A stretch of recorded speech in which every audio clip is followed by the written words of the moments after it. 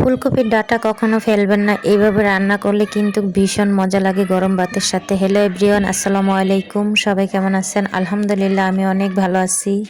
তা আজকে নিয়ে চলে আসলাম এই তো ফুলকপির ডাঁটা দিয়ে একেবারে এমন একটি তরকারি যে ভাত খেতে বসলে আপনি পেট ভরে ভাত খেতে পারবেন।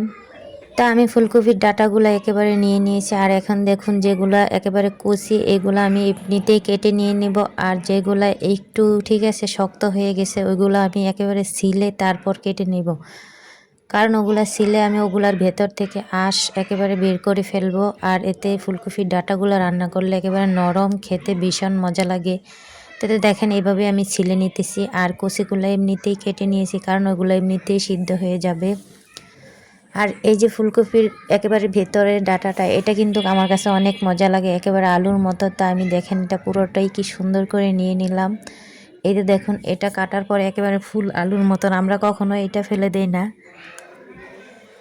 তো এখানে নিয়ে নিলাম আরও 2টা আলু, কারণ ফুলকপির ডাঁটা এমনিতে রান্না করলে বেশি একটা মজা না, তো সাথে আলু দিলে একেবারে অনেক মজা লাগবে। তা আরও নিয়ে নিলাম পাতাকপি, আর পাতাকপি আর ফুলকপির ডাঁটা দিয়ে এই রেসিপিটা দুর্দান্ত স্বাদ, খেতে কিন্তু ভালোই লাগে। তো পাতাকপিগুলো আমি এখন কেটে নেব।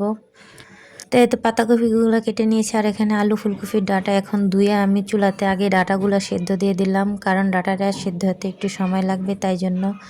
তো ডাঁটা আমার সেদ্ধ প্রায় হয়ে আসছে, এখন দিয়ে দিলাম পাতাকপিগুলো। এগুলো আমি একটু ভাপ দিয়ে নেব যাতে একটা গন্ধ আছে পাতাকপির সেটা যেন চলে যায়। তো এখানে আমার ভাপ দেওয়া শেষ, এখন আমি তরকারিটা বসিয়ে দিব। প্রথমে তেল দিয়ে তারপর পেঁয়াজ দিয়ে দিলাম, তো পেঁয়াজটা একটু নাড়াচাড়া করে নিলাম। এখন এখানে দিয়ে দেবো আমি চিংড়ি মাছ, আর এই রান্নাটা মূলত আমি চিংড়ি মাছ দিয়েই করব। এটা চিংড়ি মাছ দিয়ে রান্না করলে অনেক মজা হয়, আর আমার বাসার সবাই তো খুবই মজা করে খায়। আপনারা চাইলে শুটকি দিয়েও রান্না করতে পারেন, শুটকি দিয়ে রান্না করলে আরও বেশি মজা হয়। তো চিংড়ি মাছটা আমি একটু ভালো করে নাড়াচাড়া করে আদা রসুন দিয়ে একটু ভালো করে ভেজে নিলাম। তারপর এখন দিয়ে দিলাম হলুদের গুঁড়া, মরিচের গুঁড়া। একটু মরিচের গুঁড়া বেশি খাই, তাই জন্য একটু মরিচের গুঁড়া বেশি দেওয়া হয়েছে। তো এখন একটু পানি দিয়ে আবার কষিয়ে নিলাম, আর এখানে দিয়ে দিলাম এখন লবণ। তো এটাকে আমি আর একটু কষিয়ে নেব। তো আমরা কষানোটা 2বারই কষিয়ে নেই, যেহেতু এটা হলুদ মরিচের গন্ধ বলবে, তাই জন্য। তো এখানে আমি আবার দিয়ে দিলাম আলুটা একটু আগে কষিয়ে নেব। তারপর আলু কষানো হয়ে গেলে এখন দিয়ে দিব এই তো পাতাকপি আর ফুলকপির ডাঁটাটা দিয়ে ভালো করে একেবারে কষিয়ে নেব।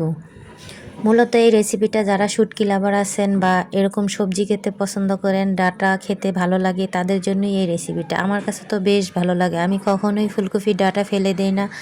নিরামিষ রান্না করলে তাতে দিয়ে দিই, নয়তো বা এভাবে রান্না করি, নয়তো শুটকি দিয়ে রান্না করি, খেতে কিন্তু ভালোই লাগে।